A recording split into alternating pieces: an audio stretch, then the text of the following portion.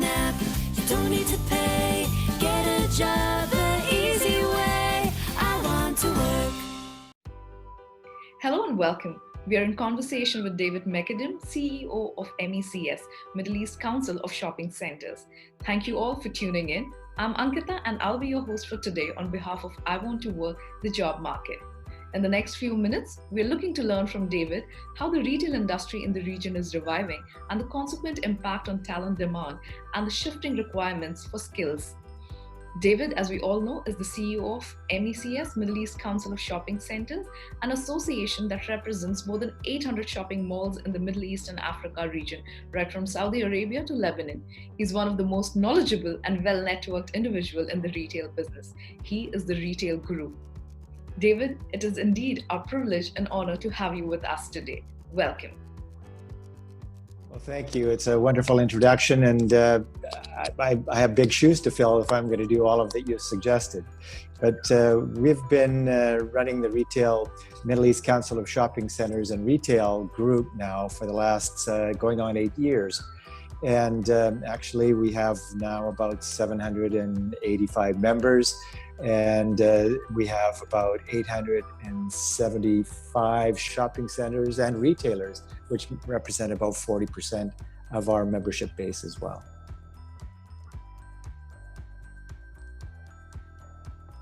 So continuing with our conversation and coming straight to the subject, there's no doubt that the last few months have been very challenging, at the same time transformative for all businesses. How has COVID impacted the retail industry? Well, you know, it's not an easy one-sentence answer, except to say in one word, it's been very difficult. And it's been very difficult because for all of our shopping center owners and all of our retailers, essentially what it's meant is that it's been a complete turning upside down of the entire industry.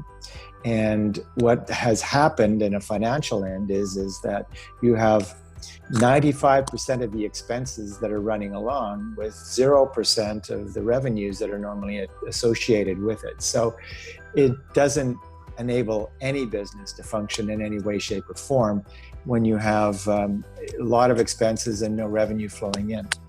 What we're finding is that the retailers who have been well prepared in their overall in their industry are managing better than the others who aren't as organized as they have been. But in answer to your question, it's been very difficult. But it's getting better because now that things are starting up again, people are learning the new normal and are looking to see how they can impact things in their own niche.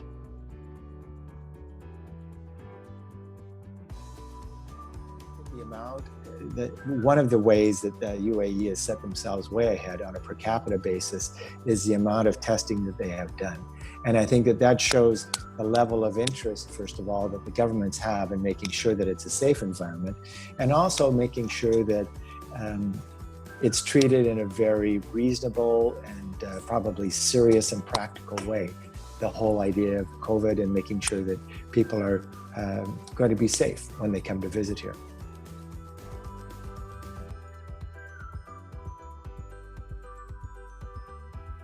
UAE has opened its door to tourism. I think it's one of the first countries to do that.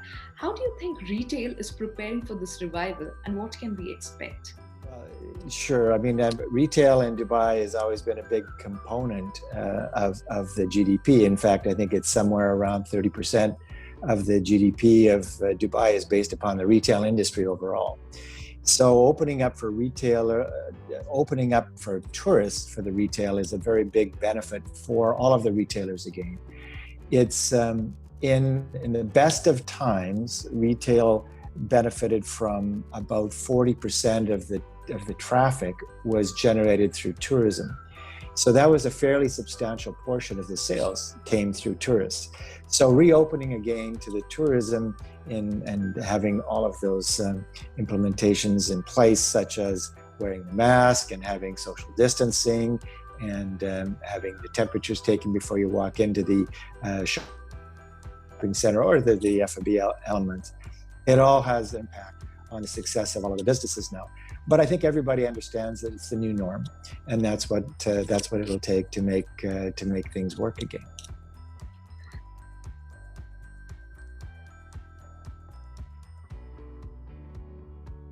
As an insider, what would you tell us? How is retail gearing up? Well, I don't think you're ever totally prepared as a business. I think that it's more of a day at a time type of a scenario. That is that you perhaps have downsized for what you're doing. Perhaps you've closed some of the shops that weren't performing as well as they should have or could have. Perhaps there's other things that didn't happen or did happen that you've reacted to try and to make the new normal work for you. But essentially what it is it's trying to get the sales generated again, and whether that's using the online and offline and the bricks and mortar, bringing it closer together, getting the delivery systems working a little bit better for you. There's been a lot of acceleration of the elements in the retail world that have happened because of the pandemic. And I think those retailers and those businesses and those shopping centers that have taken it on board and embraced the situation have been able to benefit the most.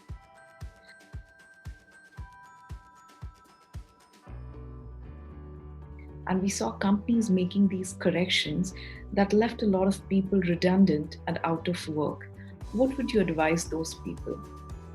First of all, I think that people are needed everywhere, and there's never too many great, talented people around. You can always, the talented people are always the first to be hired, and the word of mouth to hire them, or using companies like i12WRK, or using our organization like the Middle East Council of Shopping Centers and Retailers. They're all ways to get people back integrated. But I think the most important part is that when you do have that period to pause and look and see where you are, to understand what it is that your sole strengths are as an individual and what you can contribute to the job market, and then focus on what you want to do and make that a time now for you to upscale yourself, to take more education, to really focus on becoming better at what it is you enjoy doing.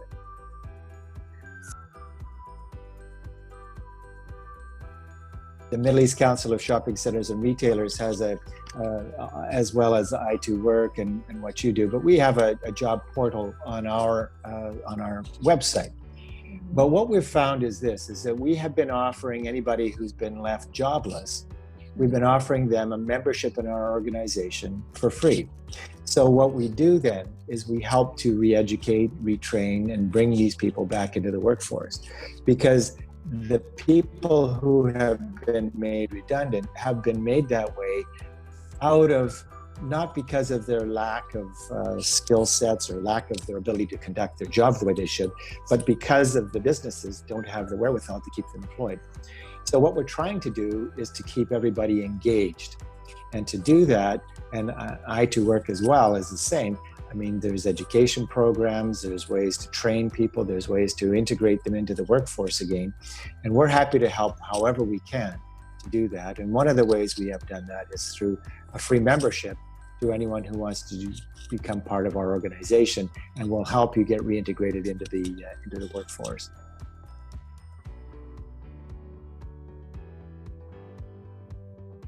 How do you see the talent landscape changing in response to the crisis? Well, the talent landscape has changed only in that, as I had said, that everything has accelerated. Business has accelerated in many ways. The COVID has caused things to accelerate that otherwise might have taken more time, more years, more weeks, more months to change.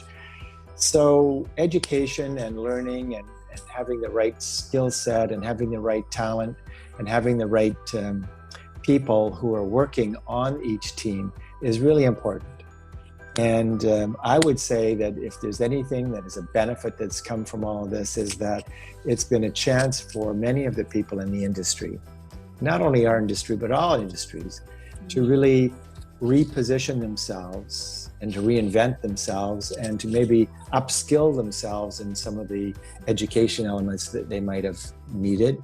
And it's given them a chance to really pause and look and see what they could do that I think might make a difference for their career.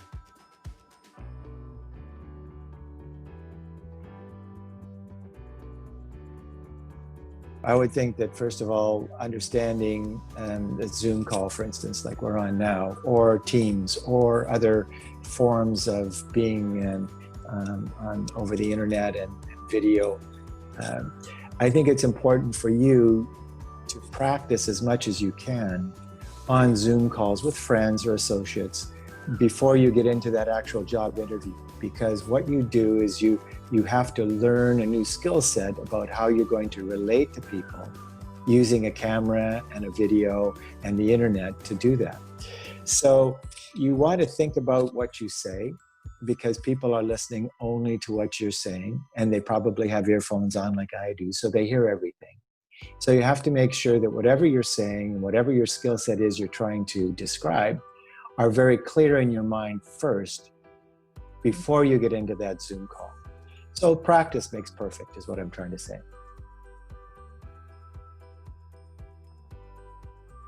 So my sense of it is if you are a great salesperson already and you want to become better at being a salesperson in the brick and mortar field, then for sure you should work on being the best you can be in these video conferences that we're talking about. Because I think more and more people will be called upon individually or through their company will be called upon to try and do more on a visual video interface. And I think from that perspective, it'll be very important to upskill yourself so you can do that.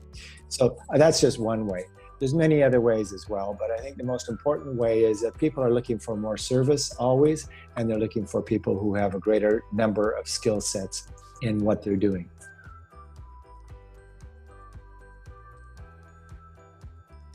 One of the most important things when you're doing your video introduction is to make sure that it's not much more than 45 seconds to a minute and a half. Is that what you're indicating to a lot of these people? Yes. But you try and limit the length of time that you're speaking, because the faster you can get across your points in a most coherent way on a video, the better chance you have.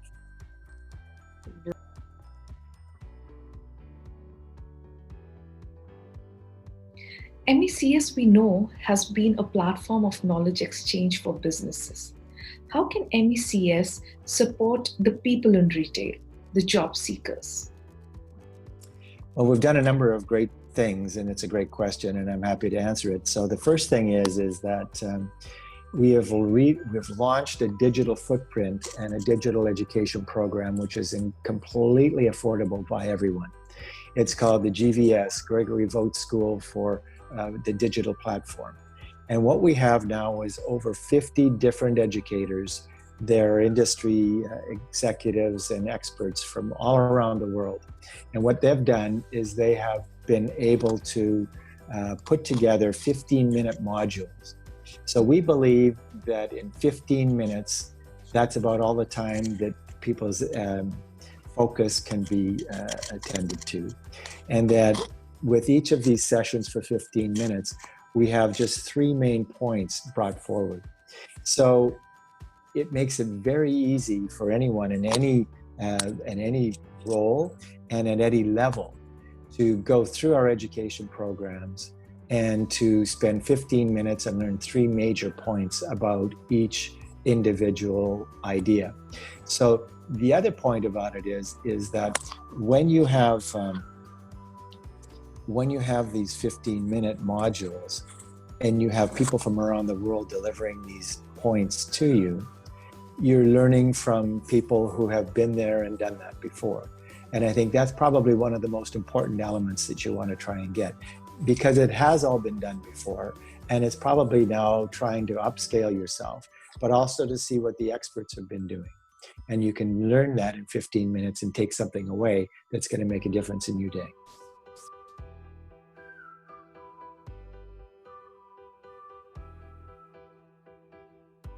So we've spoken about the workforce or the people in retail. Coming on to the businesses, what would you advise them? Well, most businesses, I think, are looking at how to maximize their cash flow, their P&L, and how do you maintain business overall and keep it going without tripping or without missing a beat. So by and large, most businesses, I would say, are really close scrutiny on what their cash flows out and their revenues in are looking like. And many companies can afford for a limited period of time to not focus so much on the revenue going out, but focusing more on what's coming in. And I think if you focus and find what you can that is making money for you and focus on how you can embellish those things, that's where companies that are going to be successful are really going to succeed. The other thing is that if you can partner with a stronger company somehow or another to utilize the skill sets that they've brought to the table, I think that's going to be an important part.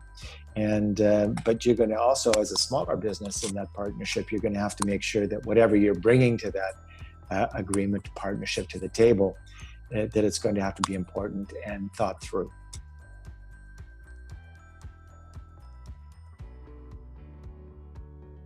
Sure. Well, I think hiring has already started back. I've heard of a number of people who have been rehired and brought back in different companies or the same company. I also think that it's important that the attitude that the new employees have for securing the employment first, and if they are hired on, for what they're doing with these companies. It's really important to understand that when they are back on board, their expectations, the company's expectations and the employees' expectations are a little bit different than they were before the COVID pandemic. So I think that both the employee and the employers have to be very aware of what it is that they will want to achieve, what their intent is going forward. That is a great advice to keep us all going. And we can go on and on with the discussion, but I've already taken much of your time, David, and I really appreciate you taking out time for us. I'm sure this session is a good investment for everyone who's watching. And thank you, David, for sharing with us your thoughts and these wonderful insider insights. Hoping we can have another session with you soon. Thank you. My pleasure, and thank you for the time for having me on board. And anything that we can do to help you or i12WRK, we're happy to help at any time. But thank you for your time, and we look forward to catching up again soon. Thank you, David. Thank you, everyone, for watching. This is I Want to Work with David Macadam. Just one app, you don't need to pay.